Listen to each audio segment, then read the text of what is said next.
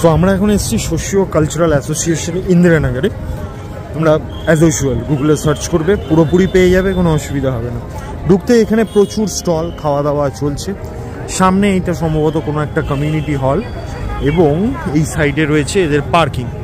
এটা অন্য জায়গা, এটাতে আমরা গত বছর আসিনি। এই জায়গাটা দেখে আমার যতদূর মনে পড়ছে গত বছর আমরা এই জায়গাটায় আসিনি।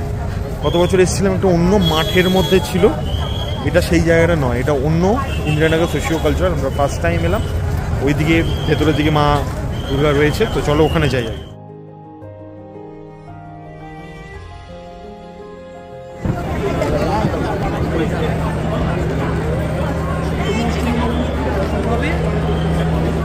এই হলো মায়ের সাবেকি মূর্তি এখানেও, এবং এক চালার মূর্তি সম্ভবত, না এক চালার মূর্তি নয়, কিন্তু সেই সাবেকি মূর্তি অপূর্ব লাগছে।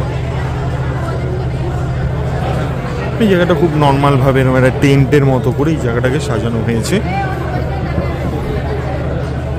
আসলে এখানকার সমস্ত পুজোর ভাইবই তো একই রকম, সব জায়গাতেই একই স্টল বসছে, পুজো ঠাকুর সমস্ত কিছু।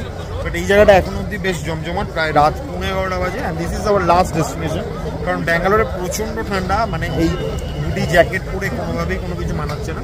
তো এখান থেকে দেখি যদি কিছু খাওয়া দাওয়ার ব্যবস্থা টুকটাক খাবো, না হলে ডাইরেক্ট বাড়ি গিয়ে বাড়িতে গিয়ে খাওয়া দাওয়া করবো। আর কোনো রকম প্ল্যান নেই। কালকে থেকে আবার অফিসের, আমার ছুটি, এখানে অফিস আছে, তো ওর অফিসের পরে যদি আবার আমরা কোথাও বেরোই ঠাকুর ঠাকুর দেখার জন্য, তখন আবার অবভিয়াসলি তোমাদের সঙ্গে শেয়ার করবো। আর কয়েকটা ঠাকুর এখন অব্দি লিস্টে বাকি। তো কেমন কাটলো আজকের দিন? প্রথম দিন ভালোই কাটলো, বাদ বাকি দিন এখনো জানি না, কারণ অফিস স্টার্ট হয়ে যাবে। 6-7টা ঠাকুর মতো মোটামুটি আমরা দেখলাম। তো চলো এই ব্লগটাকে এখানেই এন্ড করছি। ভালো লেগেছে, যদি ভালো লাগে লাইক করো, শেয়ার করো, আর দেখা হচ্ছে পরবর্তী ব্লগে। Till then tata, bye by.